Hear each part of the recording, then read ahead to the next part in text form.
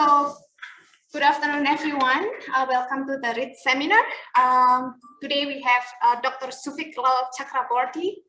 He is the lecturer of human geography at Monash University.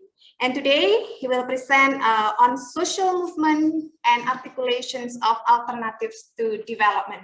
So, before he starts, I would like to let the audience know that we will record the presentations, but later on, during the questions and answer, we will stop the recording. So the time is yours, Souvik. Thank you. Thanks, Rini.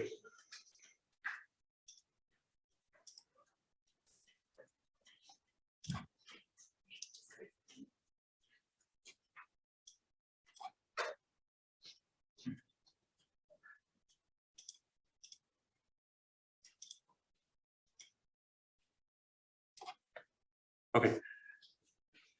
Good afternoon, everyone. First of all, I would like to acknowledge the traditional owners of the land. I've done most of my work in the last 5 years in Nam, Melbourne, and I would like to acknowledge the traditional holders, through the elders past, present, and emerging. I work in the land of the Wurundjeri people of the Kulin Nations, so I pay my respects to the elders. I also pay my respects to the people of the indigenous communities all across the globe who are struggling every day to protect their pluriverse. If you don't know what pluriverse is, I'm going to come into that in my presentation. So today's topic is social movement and articulation of alternatives to development. Basically, I will be discussing about my doctoral research, which I've done from 2018, and I got conferred in 2022. So this is a very special picture, what you're seeing out there. I don't want to name anyone because of ethical reasons, but there are a few people in this picture whom I respect dearly and have done so much that they've given their life for the movement about which I'm going to talk about today. And this is in a protest at Puri Sea Beach in the eastern part of India in Odisha. I will come into that details. And they were staging a protest at 7 a.m. in the morning. So yes, I will talk about the Niyamgiri movement in India in the eastern state of Odisha, which has been going on for the last 2 decades. Why can't I move my slide?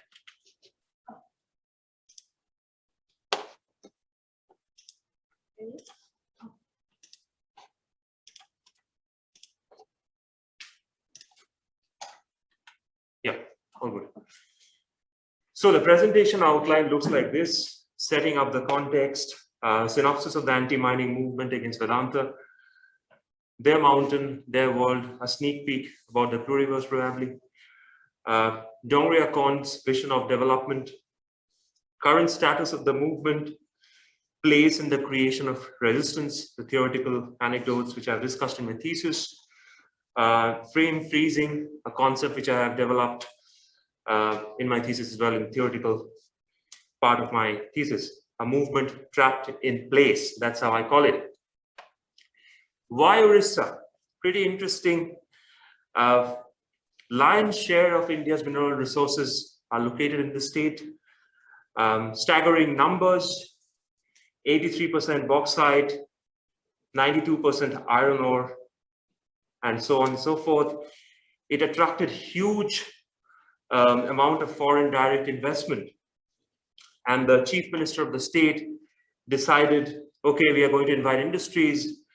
And it attracted an FDI of $550 billion US from Pohang Iron and Steel Company. It's one of many.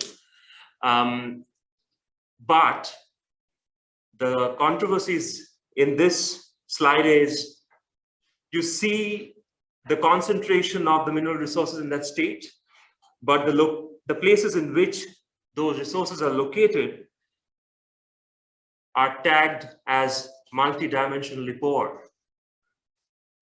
And that classification comes from the government of India's think tank Niti Aayog, and the report came out in November or December 2021.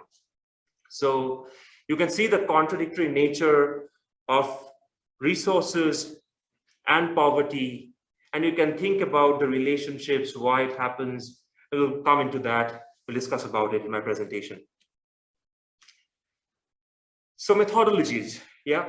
I come from a middle-class Bengali family from the neighboring state of West Bengal, with no affiliation with social movements. I was a bit of involved with student politics during my student days in India. My master thesis was in environmental governance. And my guru, Dr. Ashish Ghosh, when I was working in his office one day, he said, Souvik, I'm not getting any news. He was an inquisitive researcher and an administrator as well. And he said, I'm not getting any news about the Dongria cones. I don't know what is happening to them. They've suffered so much. Why don't you do something? You pitch a PhD, I will help you. And you go there and find it out what is happening and you let me know. And that's how my PhD project was hatched. And that's how I landed up in Melbourne. So it was quite an interesting ride, methodology, because I went there in 2018 for fieldwork scoping trip.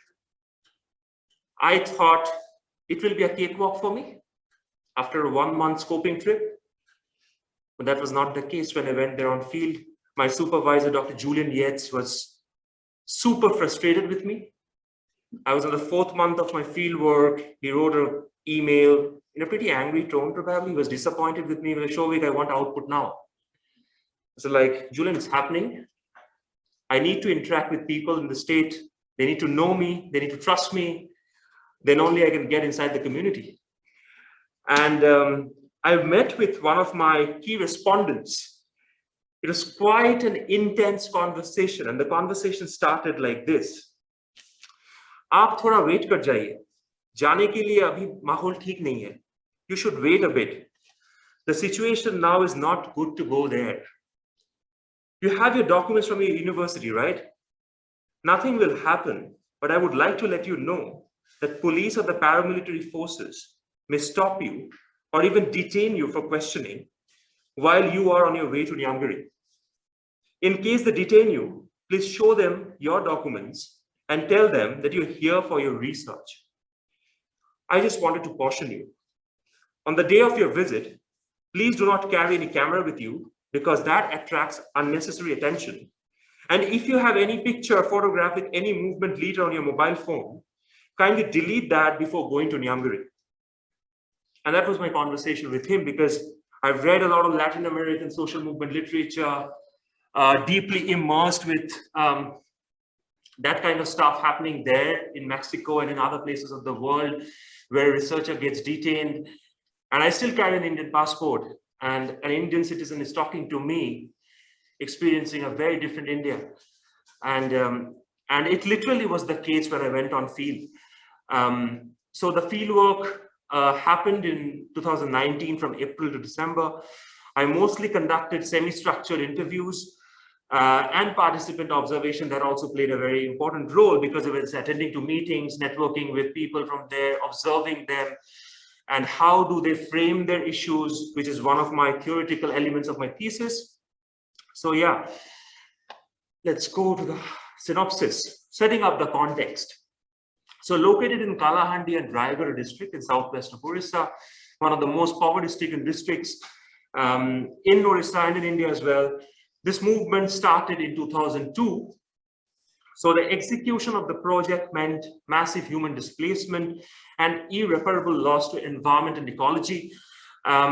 So Vedanta Resources, Starlight Industries basically wanted to set up their refinery, aluminum refinery in Lanjikar, the base of the mountain, which they did. And they were surrounded by bauxite all throughout. Without getting the environmental clearance, they set up the Lanjikar factory out there, refinery, and then they wanted to mine the mountain, which happens to be the home or the kingdom of Niyam Raja, the mythical god of the Dongriakon tribe who lives on this mountain. And you've seen them in this photograph, a historical photograph, which becomes synonymous with this movement. It was taken by activists of Survival International. And yeah, it became synonymous with the movement. So Niyam Raja means king who uphold the laws of the land. And from time immemorial, he has been the custodian of the Dongriakon, Skutiakon, and other tribes in the region. So the conflict started from 2002.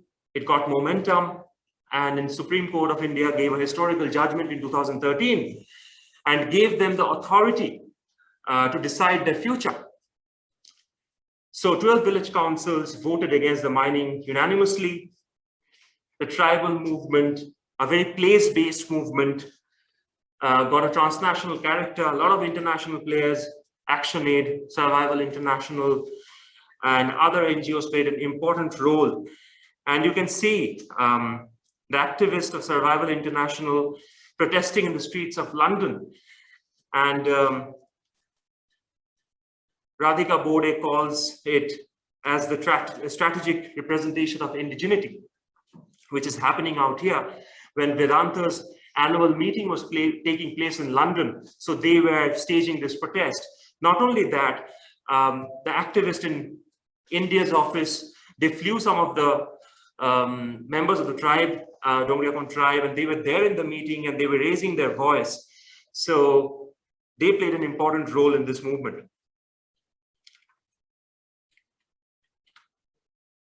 Their mountain, their world. Why do I call this? So I've changed the names to maintain the anonymity. He is one of the leaders of the Niyamgiri Suraksha Samiti, the organization which saves the Niyamgiri. But people of Niyamgiri won't sell Niyamgiri. Ma ko ki bikibo, who will sell their mother? How can we sell our mother and save our children? Everywhere around Niyamgiri, there are mountains, water, air, and forest. The season change is happening because Niyamgiri is there. Without Niyamgiri, Raigara, Kalahandi will be barren as well. The underground water reserve will dry and there will be no rains. I have intentionally quoted Mukesh here because when I went to his village, I won't mention where it was for security reasons. I asked him, for all the young researchers present here, it's a question of ethics as well, something to think about.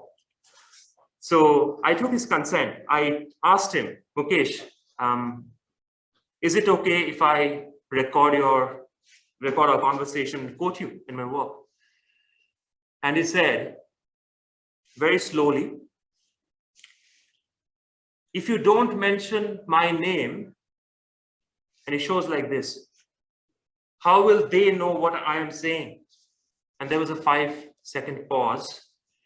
And then he said, if you don't mention my name, then how will they know what I'm saying? So it is my responsibility probably to air their views because it is about them, it is not about me.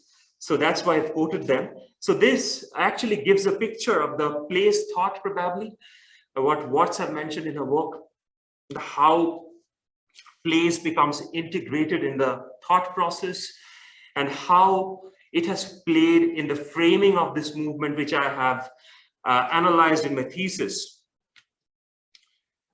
So a lot of work has been done till 2013 about this movement. This is a much celebrated movement. And I knew about it that I'm a late entrant to the field, but I chose this research topic intentionally to understand how these movements evolve once they are dubbed quote unquote successful, because they got the verdict from the Supreme Court. And yeah, like what I saw there was eye-opening for me. Probably the publications will be out next year. I got a lot of queries after this, announcement was made about this talk about my publications. I'm working on them. It will come out next year probably, and then you can see my findings. So what I understood is they have a clear vision of development. And it is all about the discourse and language, because they want development in their own terms, which is very important in this context. School and education in their own language, Kui. I will come to this point later on, because it's a very big issue now, which needs to be addressed immediately. Development of health infrastructure, preserving the mountain and the surrounding ecosystem. The demands and visions are very clear. So what are they doing right now? So they have got the success from the Supreme Court. though they have received the verdict in their favor, but still the implementation needs to be done at all levels in the government. And there was a fresh appeal in the Supreme Court in 2016 to mine again.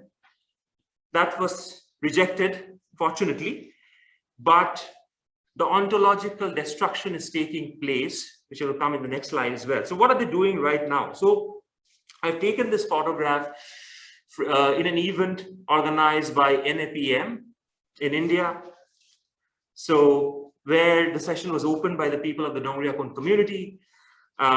They shared their accounts of their struggle, and they try to inspire other such movements in India and in Odisha as well. And I found this placard interesting because in this photograph, what you see is photos of the meetings after the Supreme Court judgment in 2013, where they unanimously voted against the mining in the mountains. So they're trying to influence other movements and to inspire them how to win battles legally in a peaceful Gandhian way. And it was really interesting for me because I have chosen Benford's theory and Snow's theory of framing as my major theoretical lens. And that is what exactly I was seeing out here, how to frame a movement. And again, Mukesh said, we will unite and carry the movement forward. We will go wherever we are invited for this purpose. If they say that they support our movement, then we will go. We will not go to those places who have a different agenda. Unknowingly, we can go, but knowingly, we would never go there. We are revolutionaries, and we will go wherever we are called for, Mumbai, Calcutta, throughout our lives, not just today or tomorrow. Wherever we die, we are revolutionaries. We are ready to sacrifice our lives for the country and the people. If we die today or tomorrow, we'll die for our motherland, Mahamati. So they're very clear. They're supporting other movements, and they're trying to deal with their own issues, which I will come to the next slide. So what is happening right now? This is one of the main theoretical contribution of my thesis. The way I frame it is called frame freezing, a movement trapped in place. So as I've told before, that till 2013, this movement has got a lot of attention internationally, and cultural aspects played a very important role. The strategic representation of indigeneity played a significant role in this movement, and for the verdict as well, which was delivered in 2013. So there were a lot of festivities going on, like they have normal festivals happening in the villages. So when I was speaking with one of the activists of Action Aid in Bhubaneswar, that person actually told me they were doing it in their own villages, and we were not aware, the outside world was not aware how they're doing it, what they're doing it. So what we did was we wanted to make it public. So they organized this festival on a much broader scale in the month of February. It's called Niyamgiri Festival or the Niyamgiri Parab, which happens every year. Yes, they did this festival before at a smaller scale, but not like this grand occasion. But in my work, the way I have theorized it, like it's that current festival, it still happens till today from the month of February. And that movement, borrowing words from Paul Rutledge, has turned into a convergent space where all the other social movements come in, interact, get inspiration from for the next 3 days, and they go back. So they got the verdict in their favor. Those cultural elements played an important role. But what I have analyzed in my work is it has not moved much after that in 2013. The framing of the issue of the movement has stuck in only with ecological issues. Cultural reference mostly acted as a legal strategy. So I have spoken with popular intellectuals who are involved with the movement, and their definition and their understanding of the movement also differs, which happens to be the case in most of the movements. And the Dongria Kond's pluriverse remains unexplored. Why do I say so? Because I have met a lot of activists who have been working with them for the last 18, 20 years, and they still can't speak Kui, the tribal language.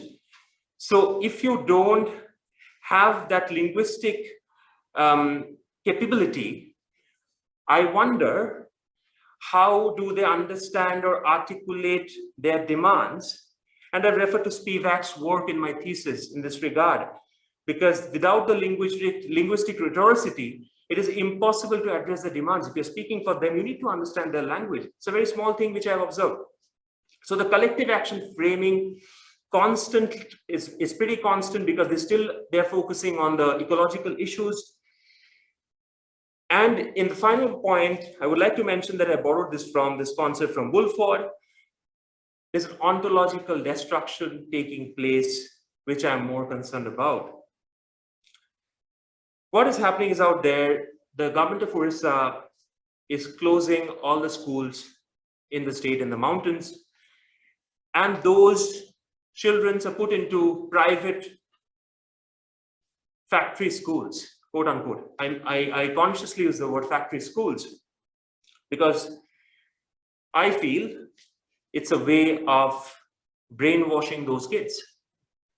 How they perceive development, they simply remove them from their culture, from their worldview, from the place, which plays an important role in indigenous society.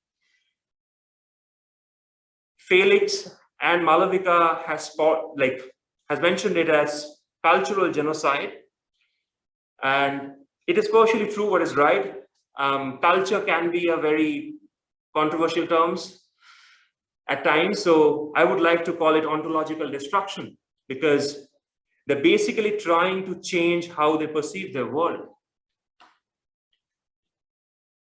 So this is what it is happening right now. So I have theorized in the light of Zizek's theorization of violence. So it's a peaceful movement which has been going on for the last 18 or 20 years now. The state is constantly trying to counterframe the movement as a Maoist movement, and they're saying it's not peaceful, and they're trying to intimidate the activists of the Niyamgiri movement. The subjective violence is taking place through intimidation of the police, CRPF, Central Reserve Police Force, and the state agencies, and the systemic violence is taking place through threat, pressure, and ontological destruction. And in my work, I say that the Niyamgiri movement is currently frame freezed just because of these reasons. Because for prefigurative politics to flourish, you need an atmosphere of peace, tranquility, where people can think, where people can articulate the demands, which is not taking place right now. And the state is constantly engaged them in vindicating them, engaging them in legal activities. And that is taking a lot of time. But it is not that gloomy. I will end my presentation with a happy note. One of my comrades from the field sent me this photograph last night at 11:30. Please do not use this photographs in this presentation, because I will be using it for my thesis, and this was sent by an activist in Niyamgiri. Thank you to that person. I can't name that person. So they have constructed this community learning center. In my work, when I did the field work, I mentioned that I haven't seen this kind of articulation, what we have seen in the Zapatista movement or in the Save the Narmada movement, where there are community schools, community learning centers, alternative kind of education. But probably things are changing very fast. I'm very happy, but I need to see how the state reacts to it. So thanks for engaging with my work, with my research. Thanks for everybody who is present online on Zoom. For those of you who are here, thanks a lot. I would like to end my presentation here. If you have any questions, queries, feel free to ask me.